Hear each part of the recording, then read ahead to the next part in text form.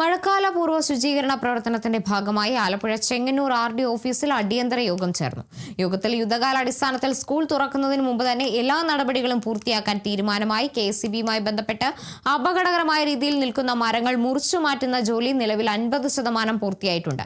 സ്കൂളുകൾ തുറക്കുന്നതിന് മുമ്പായി കെട്ടിടങ്ങളുടെ ഫിറ്റ്നസ് സർട്ടിഫിക്കറ്റ് നിർബന്ധമാക്കിയിട്ടുണ്ട്. അടുത്ത 5 ദിവസത്തിനുള്ളിൽ പരിശോധനകൾ പൂർത്തിയാക്കി സർട്ടിഫിക്കറ്റ് ലഭിച്ച സ്കൂളുകൾ മാത്രമേ തുറക്കാൻ പാടുള്ളൂ എന്നാണ് കർശന നിർദ്ദേശം.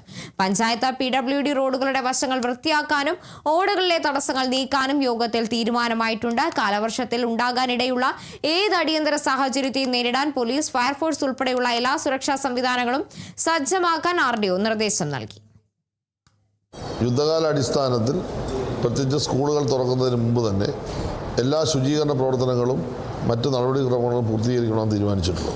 KSEBയുമായി ബന്ധപ്പെട്ട് അപകടകരമായി നിൽക്കുന്ന എല്ലാ മരങ്ങളും മുറിച്ചു മാറ്റാൻ തീരുമാനിച്ചിട്ടുണ്ട്. പാടശേഖരങ്ങളിലുള്ള ഇലക്ട്രിക് ലൈനുകൾ ആവശ്യം വന്നാൽ ഓഫ് ചെയ്യാനും അല്ലെങ്കിൽ ആവശ്യം വന്നാൽ ഒഴിവാക്കാനുമുള്ള നടപടികൾ സ്വീകരിക്കാൻ തീരുമാനിച്ചിട്ടുണ്ട്. പഴയ കെട്ടിടങ്ങൾ പഞ്ചായത്ത് AEമാർ പരിശോധിച്ച് ഫിറ്റ്നസ് സർട്ടിഫിക്കറ്റ് കൊടുക്കണം. വെള്ളപ്പൊക്കം ഉണ്ടായാൽ അതിനെ നേരിടാൻ കഴിയുന്ന ക്യാമ്പുകൾ തയ്യാറാക്കാൻ റവന്യൂ ഡിപ്പാർട്ട്മെൻറ്റ് ചുമതലപ്പെടുത്തിയിട്ടുണ്ട്.